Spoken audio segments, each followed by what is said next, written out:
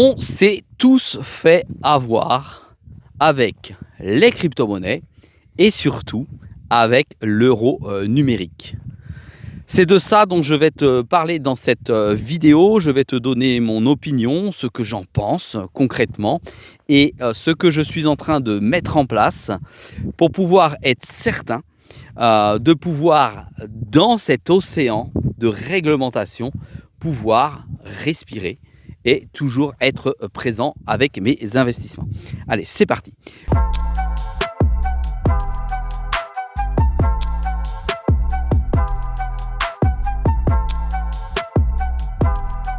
Sois le bienvenu dans cette vidéo. Je te rappelle qu'ici, il n'y a pas de conseil en investissement. Je te montre ce que je fais et comment je le fais. Alors, je vais te parler très clairement de l'euro numérique. Il y a ceux qui hurlent au scandale à la fin de la liberté concernant l'euro numérique. Il y a ceux qui ne disent rien et qui se taisent. Et il y a ceux qui s'adaptent face à la situation. Tu t'en doutes, je suis de ceux qui s'adaptent à cette situation. Je ne partirai pas au combat contre l'euro numérique. À l'âge que j'ai déjà vécu beaucoup de choses, du franc à l'euro, de l'euro à la crypto, de la crypto bientôt notamment à l'euro numérique. Et pour moi, je pense que c'est peine perdue d'aller se battre face à des situations, d'accord, dont je ne serai qu'une goutte d'eau et qui ne fera rien changer à la situation. Donc j'ai pris le parti avec l'euro numérique de m'adapter. Je vais t'expliquer une chose. Quand on est passé de l'euro, puis on a créé la crypto, d'accord, on s'est dit, ça y est, c'est le Far West, d'accord, j'aime bien dire c'est le Far West, on a dit c'est Bagdad, mais c'est plus rigolo, c'est le Far West. Donc c'est le Far West, tout est permis, on peut faire tout et son contraire, on est enfin libre. Mais en fait, c'est complètement faux, tu as vu les réglementations successives qui sont arrivées, et on en est arrivé au MiCA. D'accord, je passe le PSAN, je passe tout ça en revue. On en est arrivé au MiCA. Et le MiCA, qu'est-ce qu'il nous dit? Avec la DAC 8, tu sais, c'est la surveillance de nos comptes crypto sur les échanges et pas que. D'accord? Moralité, on en est arrivé où tout est contrôlé. Les flux d'entrée et les flux de sortie sont contrôlés. Il y en a qui disent, bah oui, je vais mettre mes cryptos sur des cold wallet. Et sur ces cold wallet, eh ben, je serai tranquille parce que j'aurai mes actifs qui seront hors de la vue de l'Europe ou des gouvernements.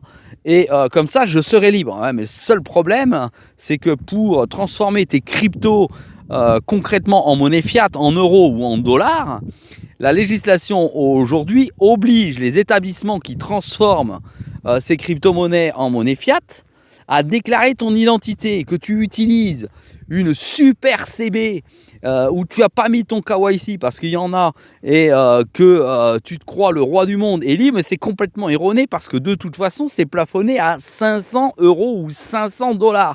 Pour ainsi dire, absolument rien. Tu te mets hors du système pour 500 balles. Bon, ça, c'est du grand n'importe quoi. Enfin, mets-moi en commentaire ce que tu en penses. Tu peux râler, mais c'est une réalité. Entre râler et agir pour ta paroisse, c'est pas la même chose. Là, moi, je suis en train de te dire, je suis mécontent. J'aime pas ce qui est en train de se passer. Par contre, je vais agir favorablement et positivement pour mes capitaux. C'est le seul objectif que j'ai. Moralité, et puis pour toujours faire des gains. Moralité, tout ce qui est DAC 8 et MiCA, je suis obligé de m'y conformer. Pour ce faire, on a tous les échanges qui sont MiCA que tu peux utiliser. Mais attention, ça ne veut pas dire que tu ne peux pas utiliser des échanges qui ne sont pas MiCA.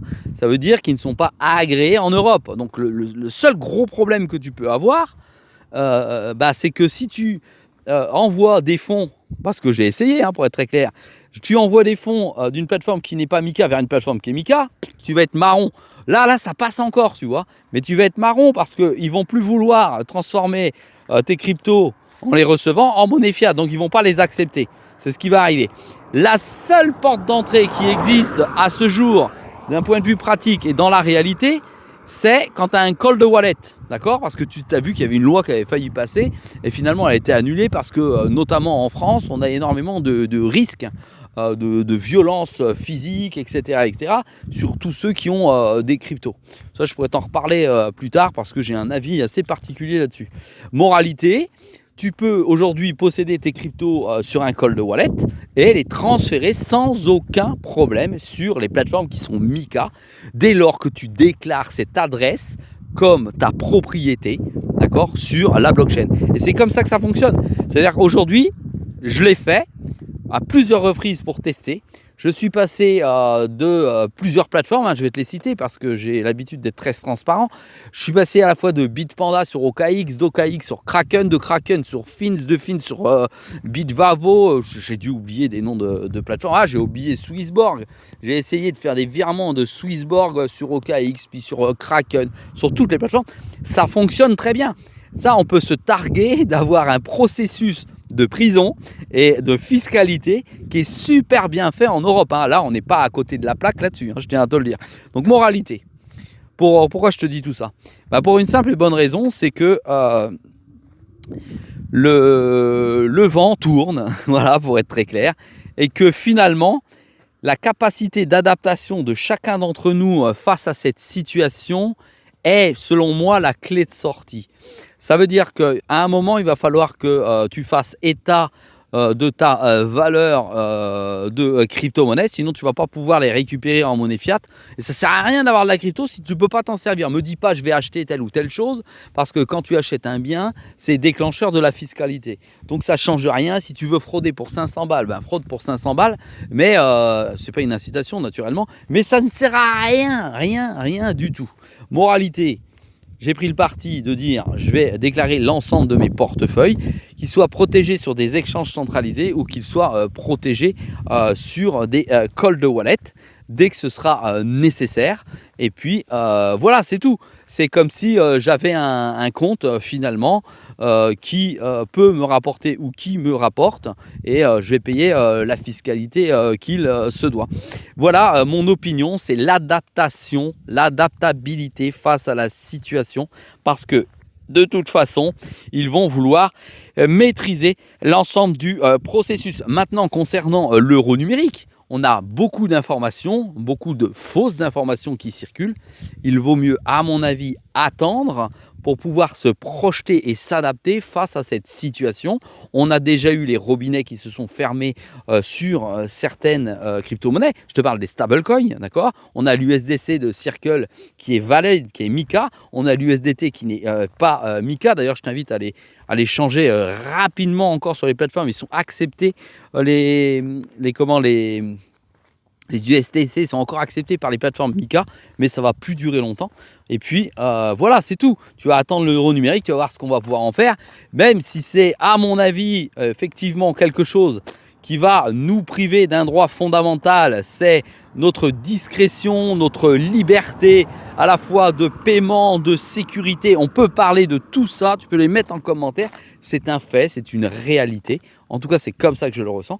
Mais dans la réalité de l'investisseur que je suis, il est venu le temps de s'adapter pour pouvoir rebondir d'une meilleure manière et de toujours progresser avec ses investissements sans prendre de risques. Voilà, sinon je ne pourrais jamais m'en servir et ça n'a absolument aucun intérêt d'investir. Voilà ce que j'en pense. Je tenais à t'en faire part, que ce soit clair, au moins tu as l'opinion de la personne que tu suis sur Internet. Voilà, c'est clair. Allez, c'est le débat est clos. Enfin, ce n'est pas un débat, c'était un monologue. Sur ce, je te dis à très vite. Mets-moi en commentaire ce que tu en penses.